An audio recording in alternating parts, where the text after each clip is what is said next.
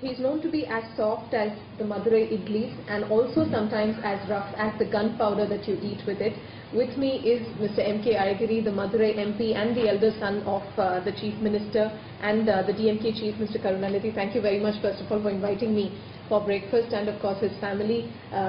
We obviously have been here in Madurai for the last several days, and what we have seen is, of course, a mixed bag here, sir, in Madurai, where people want to vote for what matters most to them. And today is the day which will decide your future in state politics, this litmus test in one sense.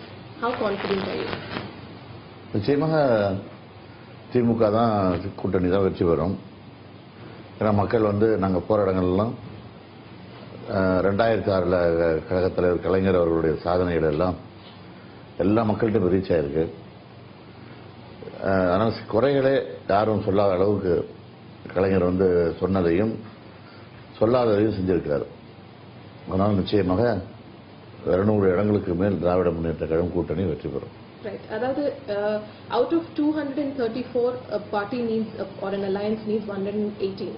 And here itself in South Tamil Nadu, it's almost the halfway mark, 57 seats. So 58 seats. So we've been saying that if M.K. Stalin has to win Kolattur constituency, then you have to win 58 seats right in South Tamil Nadu. What do you have to say?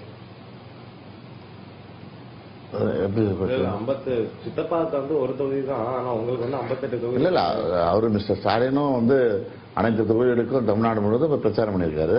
ஏன்னா நான் தென் மாவட்ட அமைப்பு செயலாளர் என்ற முறையில் என்னிடத்தில் 58 தொகுதிகள் ஒப்படைக்கப்பட்டது.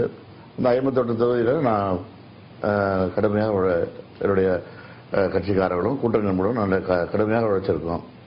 அதனால அவர் ஒரு தொகுதி மட்டும் கொளத்தூர் மட்டும் அவர் நிக்கல, பல தொகுதியிலையும் அவர் பொருளாளர் என்ற முறையில் கட்சியினுடைய பொருளாளர் என்ற முறையில் பல தொகுதிக்கும் தேர்தல் பிரச்சாரம் செஞ்சிருக்காரு.